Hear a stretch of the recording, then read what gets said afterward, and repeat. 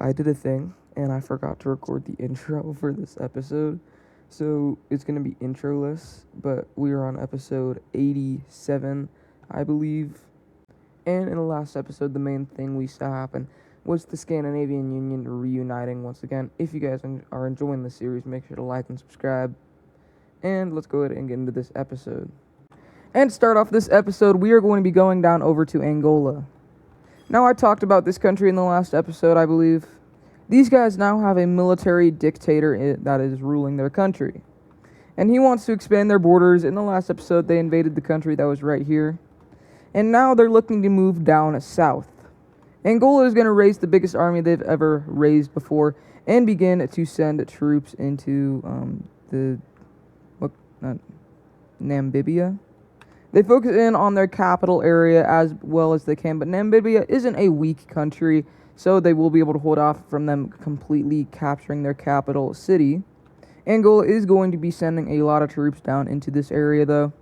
But they did leave the northern areas of their country pretty dang weak, and this is going to lead to a nice invasion by Namibia. So, Angola is still scoring great invasion points or whatever down inside of the important areas of Namibia. But Namibia is now invading up into the northern areas quite easily, and now they're getting up into the recently invaded areas, and all of this is just going to immediately fold over to Namibia.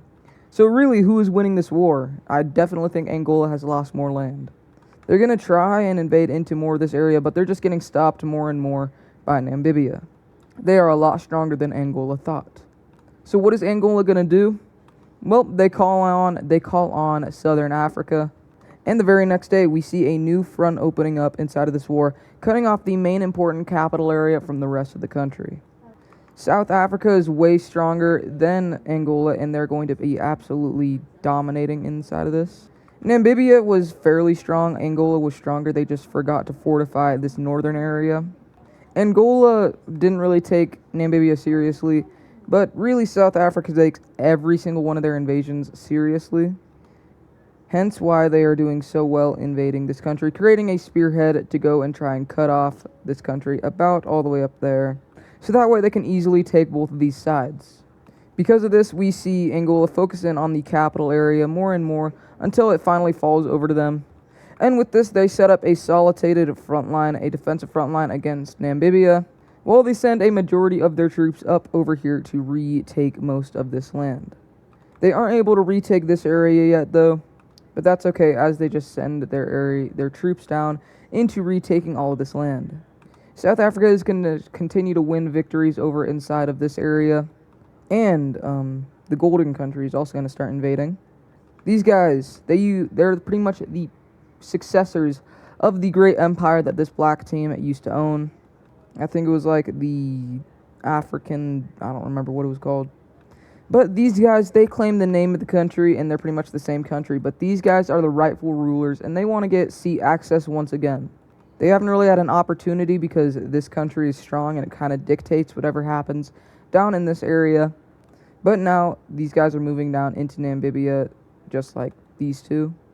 We see Angola capturing their whole border and just sending pretty much all of their troops into this area, while South Africa continues to carry on in this war, taking over the rest of this land. With just this area remaining, we see it falling back over to Angola. And Namibia is now gone. Inside of a peace treaty, we see Angola getting this part right here, probably important areas of Namibia. South Africa definitely gets the most out of this peace treaty, and the rest of this is going to go over to the gold team. And I'd watch out. But we're going to be going away from this area for now. In fact, we are going to be going up over to India. We see this purple country making a move on this weird Sri Lanka country. They were scared of what it would do to them if they waited any longer, so we see them invading down into this area. But when they reach about right here and they go to kill the troops that are left right here, they don't die. They're not dying to their bullets, and now they're being pushed back. These guys are not stopping, and there's nothing that they can really do to stop them. Same thing with this small country right here. It just falls over to Sri Lanka. And now India and the Lime team are going to arm their borders with this weird Sri Lanka country. No one knows what this thing is still, and no one probably will know. Little to Hawaii. Because it's the North American Union. Really. We have an event taking place in South America. Over here, we just see Peru annexing this part of this country right here. This is going to make Guyana and this Brazilian country quite mad.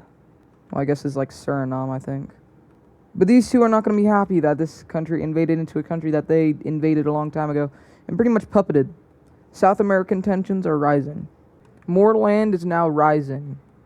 Because of this dam built across the Red Sea, Oman now has some land that they can take. There's some land over inside of this Sudan area, along the Egyptian area, up over in the Turkish area, and these Greek areas, as well as this Red Italian area, are now all draining. Italy is going to be quick to claim all of these areas here. Oman's puppet state, or Yemen, is going to go ahead and claim this. But all the other countries, being Turkey, Egypt, and Sudan, are not going to claim the lands that are here. In fact, this piece of land is actually going to be taken by this blue team, and that just makes these guys, makes the relations between Egypt and this country pretty dang bad. So bad, in fact, that the Egyptians launch a full-on scale invasion of this country. It's really just the Egyptians. They take the capital city, and yeah, all of this is just going to go underneath Egyptian control. And they're now going to get fully annexed by the Egyptians for their mistake. And really the reason the Egyptians did this was to get a border with their pink ally, just in case Oman does anything funny. And the reason that none of the Diamond Alliance members are taking this land is because they're ordered not to by the Egyptians. And the Egyptians are a top 3 power in the world. In fact, Cyprus is going to go ahead and take this land. And they didn't learn, and now this is a full-on scale invasion from the Turks. The Turks make landing and just take the island. And Cyprus is put underneath the Turkish country, and this area is annexed. Oman is looking to take this area right here, so Egypt gets orders from... Sudan gets orders from Egypt just to go ahead and annex it. Speaking of alliances, or unions, we need to go over to Central Asia.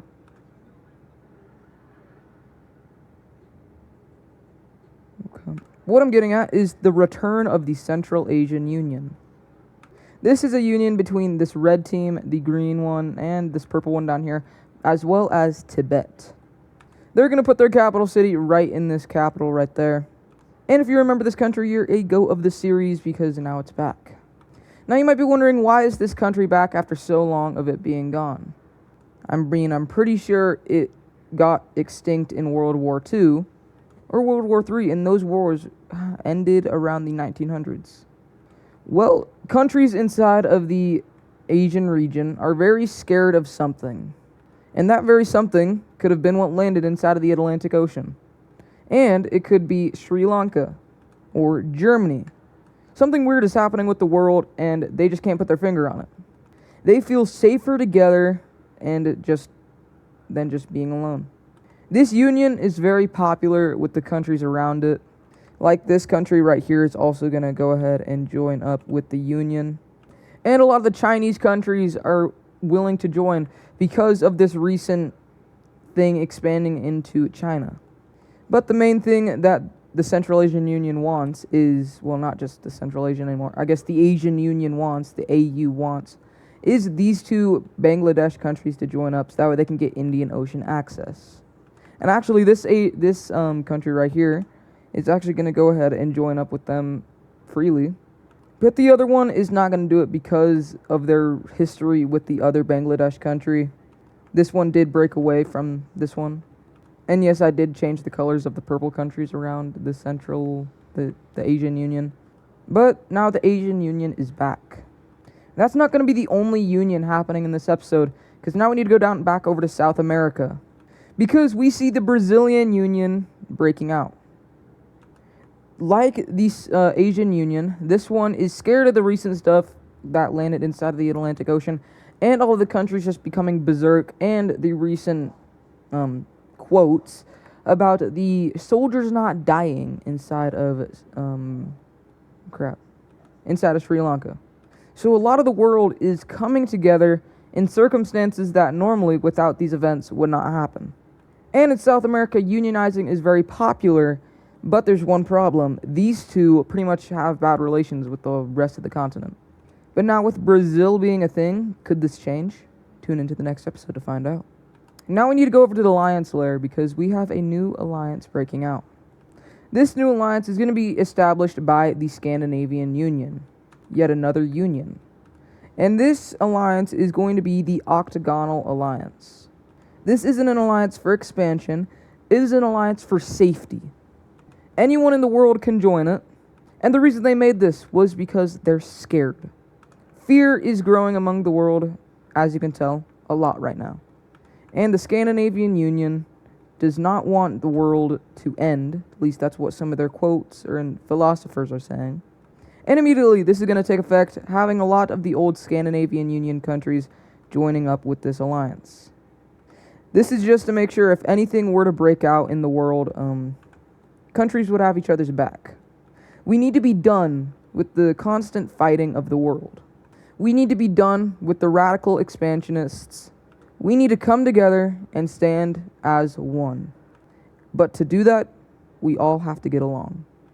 Those quotes stated by the Scandinavian leader is going to lead to Greenland, a country that just lost land to the Scandinavian Union, joining, and Brazil is also going to join up with this alliance.